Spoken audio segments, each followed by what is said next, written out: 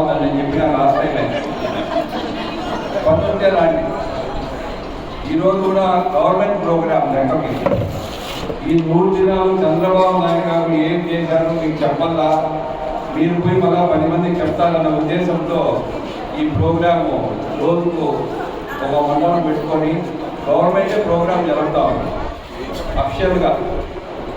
ఎందుకంటే మహిళలకు చెప్తే మీరు ఇంట్లో కానీ ఆ వీధిలో కానీ 10 మందికి చెప్తారు ఈ 3 దినాల్లో ఏం చేశాము. నాకు తెలిసినంత వరకు అరాజకాలు లేవు, భూ ఆక్రమణ లేదు, దౌర్జన్యాలు లేవు, ఊరోళ్ళు గ్రూపులు ఎక్కడ ఆక్రమించలా. పీరియడ్లో ఎవరైనా ఆక్రమిస్తూ ఉంటే నాకు చెప్పండి. మా ఊరు కూడా ఎవరైనా మీ భూముల దగ్గరికి వచ్చి దౌర్జన్యంగా మీ భూములు లాక్కుంటే నాకు చెప్పండి. ఎవరైనా సరే అవన్నీ లేవు కదమ్మా. ఇప్పుడు పోలీసు నాకు తెలిసి వీలైనంత వరకు లా అండ్ ఆర్డర్ మెయింటైన్ చెప్పిన, తాగేది సాయంత్రం 7 గంటల నుంచి 8 గంటల వరకు రోడ్లపై ఎవరు తిరిగినా కూడా తోలు అవసరమని చెప్పిన. అది మనోడు ఉండొచ్చు, కానోడు ఉండొచ్చు.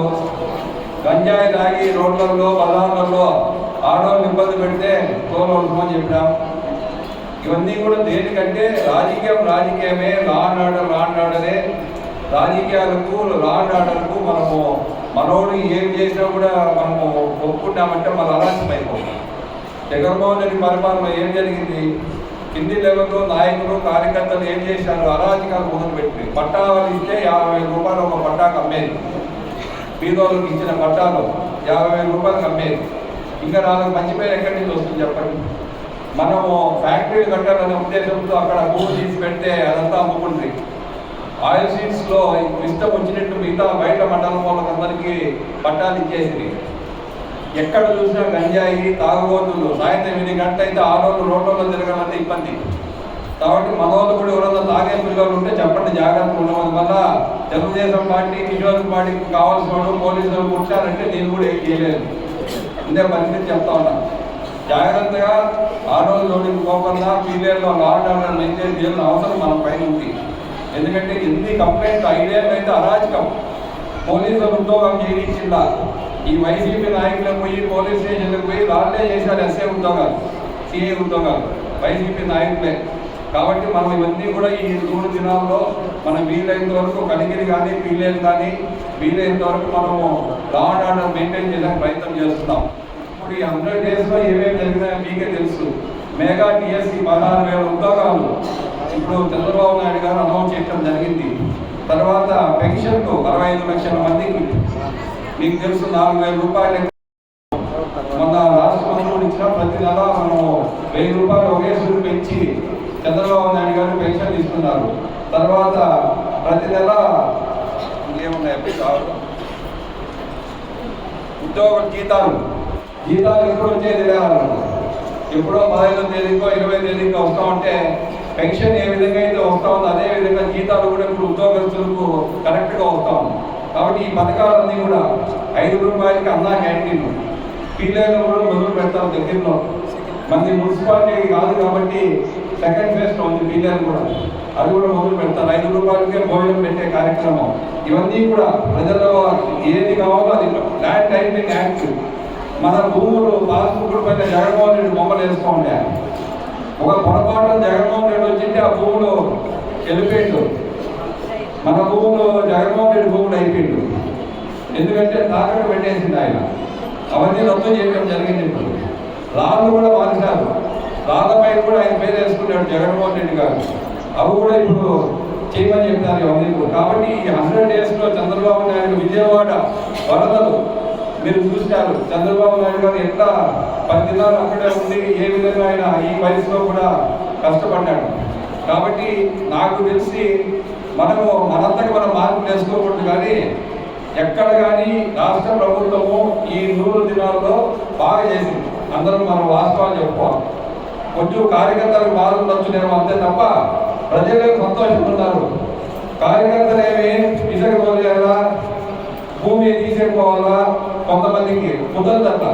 కార్యకర్తలకు పట్టా భూములు కావాలంటే పట్టాలు ఇద్దాం, భూ ఆక్రమణ చేయకుండా. ఎక్కడ గవర్నమెంట్ భూమి ఆక్రమించుకోవాలా, మనము పట్టేయాలా, బీదో భూమి పెరుగుకోవాలా, అవన్నీ ఆలోచన రాబడుతున్నాం.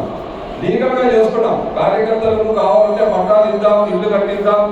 లీగల్గా మనం చేసుకున్నాం తప్ప కలిగిరి కావచ్చు, పిల్లలు కావచ్చు, ఇసుక కూడా వీలైనంత వరకు మనం ఆ పని చేయకూడదు. ఇసుక జోలికే పోగొడుతున్నాం వీలైనంత వరకు కూడా. కాబట్టి ఇవన్నీ సక్రమంగా మనం చేసుకుంటే కొంచెం కార్యకర్తలకు బాధ ఉండొచ్చునేమో, ఎమ్మెల్యే గారు మనం ఇవన్నీ చేయలేదని. చేయిస్తే మనం కూడా జగన్మోహన్ రెడ్డికి పద్ధతి కంటే మనకు పడుతుంది లేదు 5 ఏళ్ళ తర్వాత. 150 ఉంటుంది, 5 తీసేసినారు, 11 మిగిలినాయి, మనకు 164 ఉన్నాయి. మనం తప్పుడు పనులు చేసి ప్రజలకు సేవ చేయకుండా ఇసుక దందాలు, భూదందాలు ఇవే చేస్తే మనకు కూడా 6 తీసేస్తారు మనం, అవునా కదా? కాబట్టి మనం జాగ్రత్తగా ఉండిపోయిన భయంతో ప్రజలు ఇంత ఓట్లు వేసినారు కాబట్టి ఇంకా జాగ్రత్తగా ఉండాలన్నాం. వీలైనంత వరకు కార్యకర్తలకు, నాయకులు ఎల్లప్పుడూ రుణపడుతుంటాం. మీరు కానీ, తెలుగుదేశం పార్టీ కానీ, చంద్రబాబు నాయుడు కానీ, లోకేష్ కానీ మీరంతా కష్టపడ్డారు. ఈరోజు మేము ఈ స్థాయిలో ఉన్నామంటే మీరంతా కష్టపడితేనే మేము ఈ స్థాయికి వచ్చినాం. కార్యకర్తలు, నాయకులు మీరంతా కష్టపడితే కానీ చేసుకునేది పద్ధతి ప్రకారము లీగల్గా చేస్తున్నాం. ఒక తప్పులు పట్టే విధంగా చేసుకోకూడదు.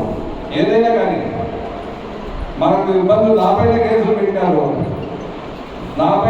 పెట్టారు, తప్పుడు కేసులు పెట్టారు, అంత సులభంగా వదిలేస్తాను. వైసీపీ ఉంది, టైం కోసం కాసుకోవాలి అంతే. అవకాశం వస్తుంది, ఈరోజు కాకపోతే నేను దొరుకుతారు. 160 మంది పైన కేసులు పెట్టారు మన కాన్స్టిట్యూన్సీలో, నియోజకవర్గంలో ముఖ్యమైన నాయకులు. కొంతమంది అయితే అంగళ్ళు కేసు, పూజూరు కేసులో పెట్టారు. ఇద్దరు పెట్టారు, రెడ్డి భాషలో శ్రీకాంత్ రెడ్డి, అమర్నాథ్ రెడ్డి, ఇట్లా కొంతమందిని పూజూరులో పెట్టారు, అంగల్లో పెట్టారు కేసులో. రామమూర్తి కొంతమంది పైన డబుల్ కేసులు, కొంతమంది పైన సింగిల్ కేసులు. కాబట్టి వాళ్ళు చేసిన అనుభవంలోనే ఈరోజు ఆ ప్రభుత్వం ఈ విధంగా ఉంది. ఇప్పుడు నీతులు చెప్తా ఉన్నారు అందరూ, వైసీపీ వాళ్ళు అరాజకం అయిపోతా ఉంది, ఏమో చేస్తూ ఉన్నారు, ఏమో అయిపోతా ఉంది రాష్ట్రం అని. దాన్ని చేసిన దేవుని కూడా చూస్తే లడ్డు పరిస్థితి ఏంటో. ఇంకా దేవుని గురించి మనం ఎక్కువ మాట్లాడకూడదు, ప్రజలే అర్థం చేసుకుంటారు సబ్జెక్టు. ఏ విధంగా కొండపైన వీళ్ళు అరాజకాలు చేసినారో, ఏ విధంగా నాణ్యత లేని లడ్డు ప్రజలకు ఇచ్చినారో ప్రజలే గమనించారు అంతా కూడా. అదంతా ల్యాబ్ రిపోర్ట్ అంతా కూడా రావడం జరిగింది. కాబట్టి ఏ విధంగా ప్రజలకు ఇబ్బంది పెట్టారో మీరు అర్థం చేస్తారు. కాబట్టి దయచేసి మీ సమస్యలు ఏమున్నా కూడా మీ వీధుల్లో కానీ, ఇక్కడ ఎండిఓ గారు కానీ, స్పెషల్ ఆఫీసర్లు, ఈఓ కానీ, మేము కూడా వారానికి భోజనం మీ దగ్గరకు వచ్చి కూర్చుంటాం. మేము కూడా మా నాయకులు కానీ మేము కూడా వచ్చి కూర్చుంటాం. మీకు ఏం కావాలన్నా కూడా మా బాధ్యత. చిన్న సమస్యలు ఉంటాయి. ఇప్పుడు కూడా మీ వీధికి సంబంధించి రోడ్లు కానీ, స్ట్రీట్ లైట్లు కానీ, నీళ్ళు కానీ సమస్య ఉంటే నేను ఉంటా, ఎక్కడికి పోను. మిమ్మల్ని పిలిచి మీకేదో స్పీచ్ ఇచ్చేసి మిమ్మల్ని పంపించేస్తే బాగా కాదు. నేను ఇంకా ఉంటా, ఎక్కడికి పోను. మీకు సమస్యలు ఉంటే ఒకరోజు వచ్చి చెప్పండి, మనం లోడ్ చేసుకొని వీలైన వరకు మనము చేద్దాం. ఇప్పుడు చంద్రబాబు నాయుడు గారు ఏదైతే ఈ 100 దినాల్లో చేసినారో ప్రజలకి చెప్పండి మీరంతా కూడా. ఇంకా గ్యాస్ సిలిండర్లు కూడా ఏదైతే మనం మాట చెప్పినామో దీపావళికి ఇస్తాం. 3 సిలిండర్లు ఏదైతే మాట చెప్పినామో దీపావళికి ఇస్తారు. బస్సులు కూడా కొంచెం ఒకటోటి డబ్బులు లేవు.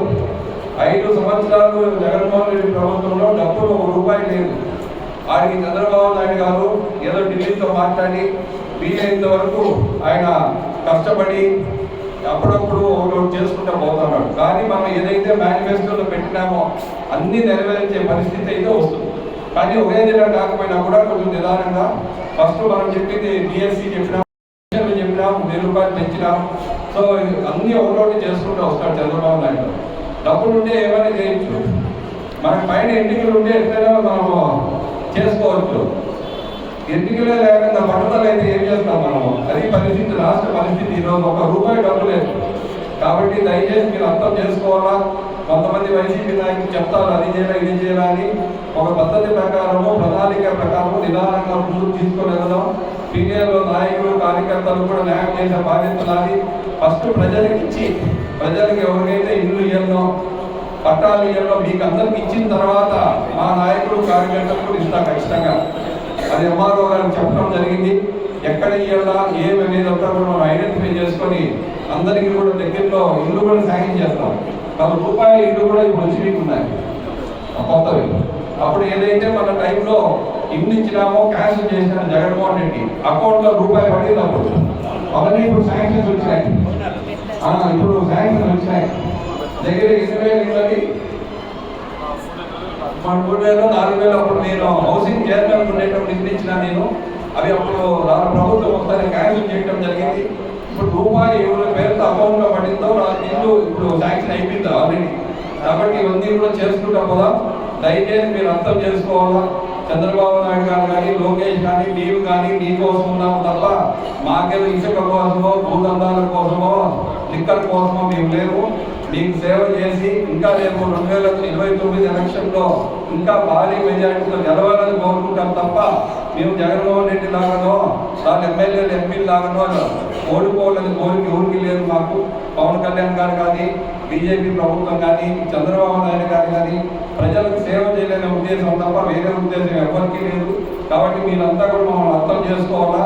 ఒక 3 నెలలు అయిపోయింది, ఇంకా మేము అది చేసుకోవాలి ఇది చేసుకోవాలని మా బయట బాధ పెట్టుకోవద్దండి. ఒకటో నిదానంగా చేసుకున్నాం, ఇంకా మనకు 4.5 సంవత్సరం ఉంది. కాబట్టి మీకేం ఇబ్బంది లేదు. 3 నెలలు అయింది అంతే ఇప్పుడు. కాబట్టి ఒకటోటి మనం ముందుకు చేసుకుంటా నిదానంగా ముందుకు పోదామని తెలుపుకుంటూ సెలవు తీసుకుంటాం. Thank you.